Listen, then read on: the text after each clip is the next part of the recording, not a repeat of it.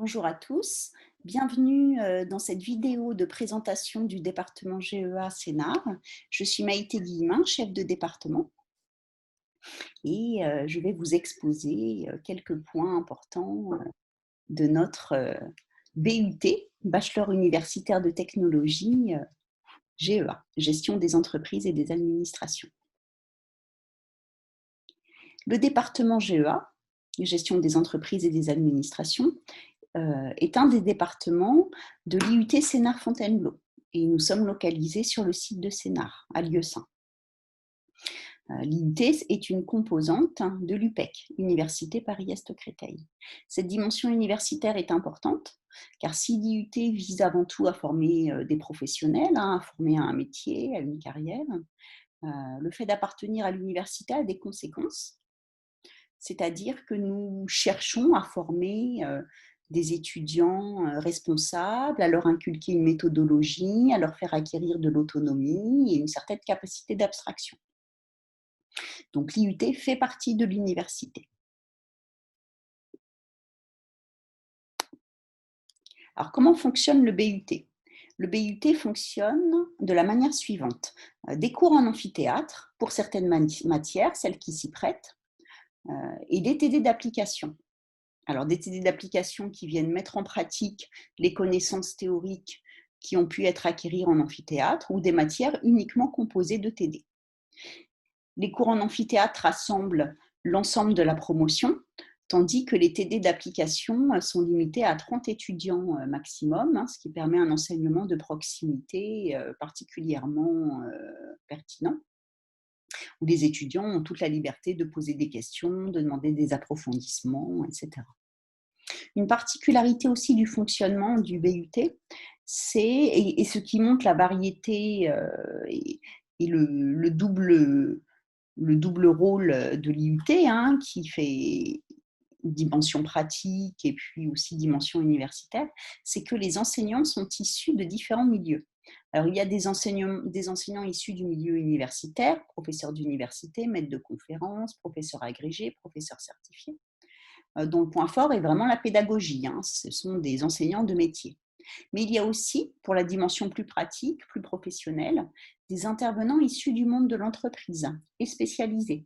Des avocats, des experts comptables, des créateurs d'entreprises, des inspecteurs des impôts, des directeurs des ressources humaines, par exemple. Donc, ça donne vraiment un enseignement varié et riche.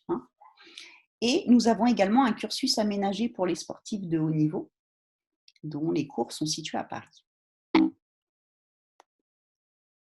Alors, comment obtenir son BUT? Le BUT s'obtient par le contrôle continu, c'est le principe, le contrôle continu, avec des évaluations prévues pour chacun des modules. Les évaluations sont planifiées à l'avance. Certaines matières donnent lieu à des devoirs surveillés en salle d'examen qui sont prévus à l'emploi du temps et donnés aux étudiants longtemps à l'avance. Donc, les étudiants peuvent se préparer sereinement à ces épreuves. Ce qui est important aussi pour obtenir son BUT, c'est d'être présent. L'IUT encadre les étudiants, c'est l'avantage de l'IUT, c'est l'encadrement des étudiants. La présence est contrôlée, l'appel est fait en travaux dirigés. Et en cas si l'étudiant a plus de 5 absences non justifiées par semestre, il risque de ne pas valider son semestre. Alors, les étudiants savent comment justifier leur absence. Nous leur donnons un règlement intérieur en début d'année dans lequel est indiqué toutes les causes d'absence justifiées. Si pour des raisons justifiées toujours, un étudiant a manqué un devoir surveillé, une évaluation, il existe 2 sessions de remplacement, en janvier et puis en juin, pour que l'étudiant puisse repasser son épreuve. Alors, en ce qui concerne les objectifs pédagogiques, il y a un programme national qui fixe les différents blocs de compétences, les différentes matières. Et il existe des parcours, des spécialisations.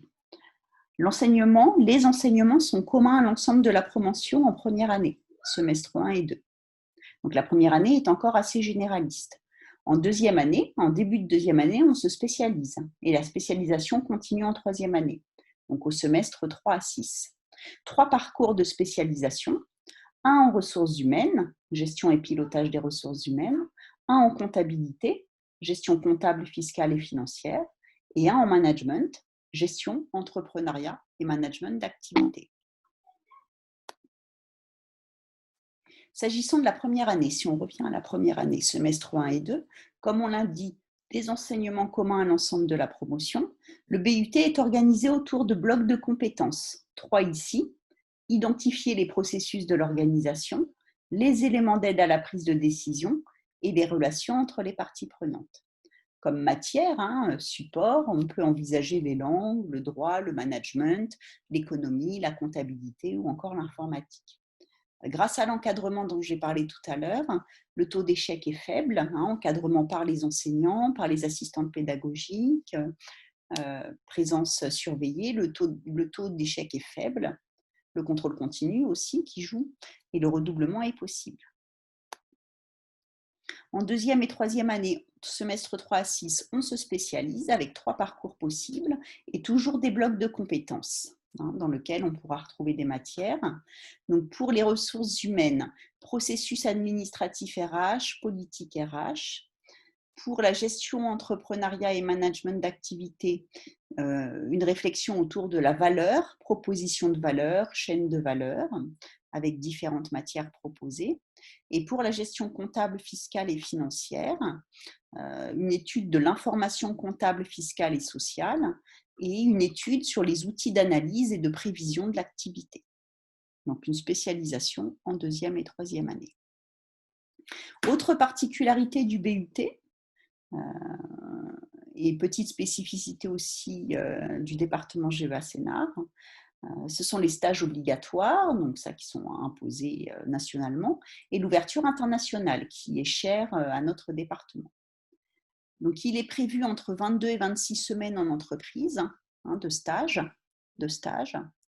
entre 22 et 26 semaines en entreprise de stage obligatoire répartis sur les 6 semestres. On peut effectuer son stage à l'étranger et on peut aussi effectuer un semestre à l'étranger dans des universités partenaires.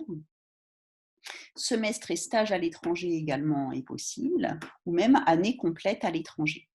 Les universités partenaires sont les Pays-Bas, la Belgique, l'Allemagne, l'Espagne, la République tchèque et le Canada. Alors, je vais tout de suite céder la parole à Laurine et à Julie qui nous font le plaisir de venir présenter leur semestre, leur mobilité, leur semestre dans une université étrangère partenaire, leur mobilité. Alors, on peut commencer par Julie, par exemple. Est-ce que vous pouvez nous expliquer où vous êtes allée et puis ce que vous avez suivi et ce que ça vous a apporté? Merci, Julie. D'accord. Donc, tout d'abord, moi, je suis partie en Belgique, à Gand. Le nom de l'université, c'est Arte Université appliquée des sciences. Donc, je suis là-bas depuis le mois de septembre et ça va se terminer fin janvier. Donc, pour mon troisième semestre en DUT GEA, option RH. Pour le choix de l'université, j'ai choisi d'aller là-bas car tout d'abord, les cours étaient en anglais. Et en me renseignant un peu plus sur l'université, j'ai vu qu'elle avait assez bonne réputation et qu'on était assez bien encadré car ils avaient l'habitude de recevoir des étudiants internationaux. Et puis, j'ai aussi vu que Gand, c'était la première ville universitaire de Belgique. Donc, je me sentais plus à l'aise à aller là-bas. Donc, j'ai suivi un module de ressources humaines. Donc, parmi le programme international, il y avait ce module qui correspond à mon équivalent en France. Donc, dans mes matières, je dois avoir 30 crédits européens pour pouvoir valider mon DUT en France, enfin, en tout cas l'équivalent de mon DUT. J'ai 6 matières, j'ai interculturalité, j'ai management des employés, introduction à la gestion de projet, ressources humaines durables, management de changement et d'innovation, et enfin j'ai Excel avancé. Très bien, merci beaucoup Julie. Et qu'est-ce que ça vous a apporté alors ce semestre à l'étranger? Quels sont les points forts? Alors tout d'abord, j'ai pu vraiment améliorer mon anglais, malgré les conditions un peu particulières avec le Covid. Mais j'ai quand même pu, au début du semestre, aller sur le campus pour pouvoir parler avec les profs, les autres élèves. On a également eu beaucoup de projets de groupe. Donc j'ai vraiment amélioré mon anglais. Donc je pense que c'est vraiment un plus sur le CV. Bien Donc, sûr. j'ai aussi amélioré mes compétences interculturelles, à connaître de nouvelles personnes de différents pays, etc. Voilà. D'accord. Merci beaucoup, Julie. Alors, Laurine, vous êtes partie, vous aussi, en Belgique. Oui, moi aussi, je suis partie en Belgique. Donc, du coup, je suis partie dans la même université que Julie, Mhm. donc Artevelde 2, à Gand.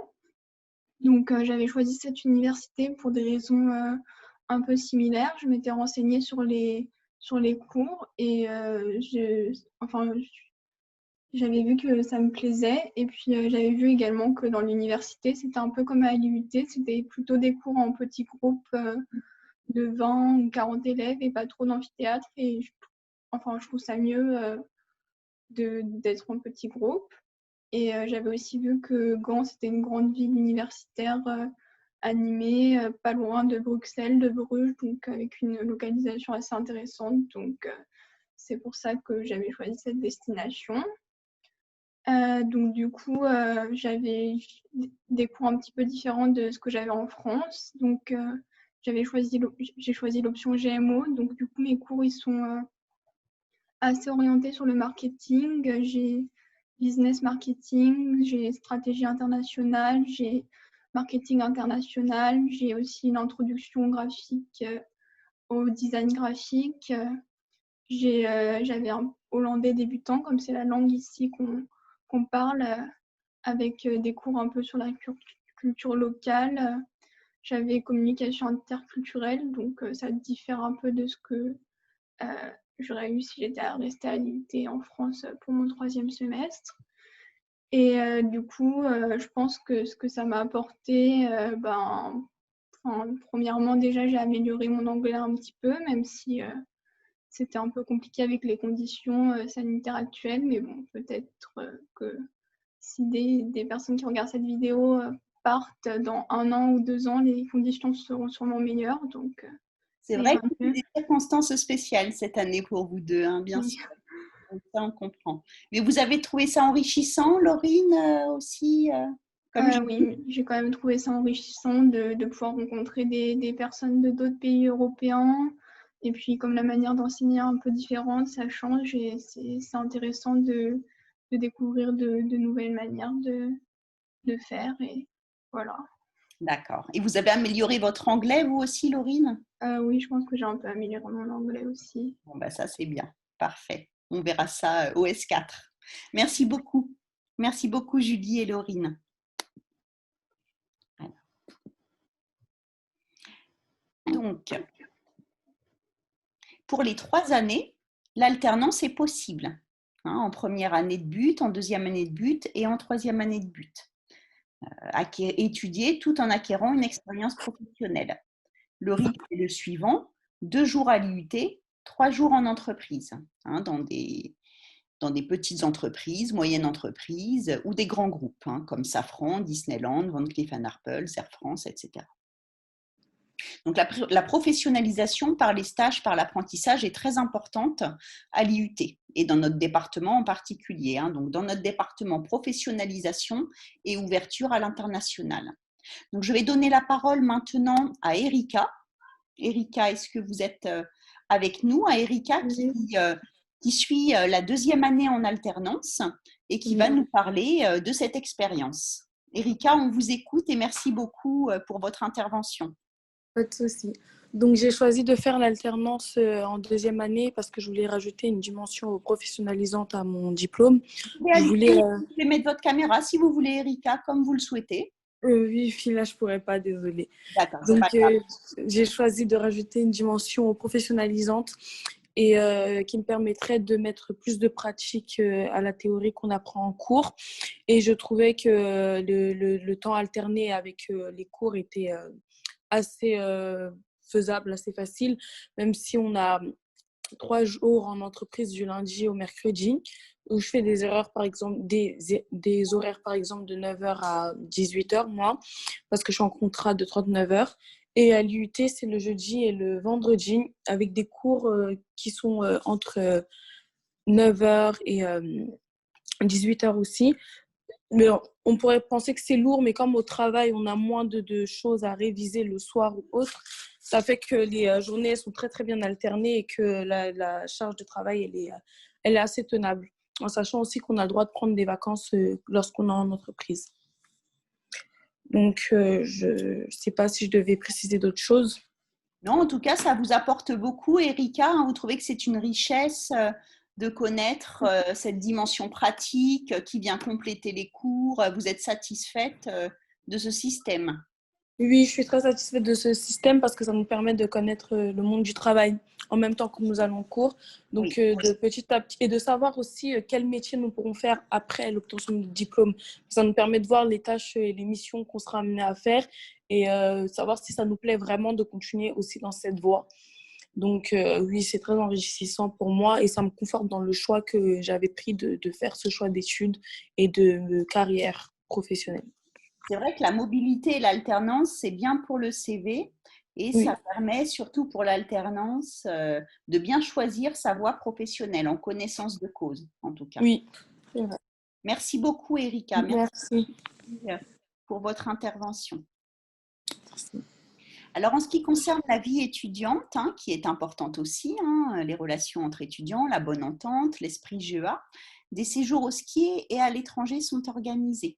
Donc, un séjour au ski, donc les deux en janvier, à La Plagne et puis à Londres, pour encore la dimension internationale. Dimension internationale, puis vraiment esprit GEA, entente agréable entre les étudiants.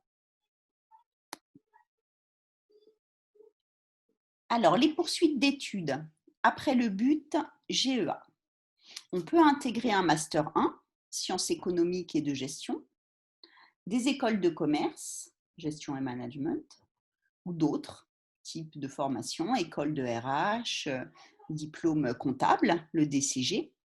Il est aussi possible, il faut quand même le préciser, de s'arrêter après 2 ans et d'obtenir toujours un DUT et ensuite de poursuivre en licence professionnelle ou en licence 3, toujours dans le domaine des sciences économiques et de la gestion.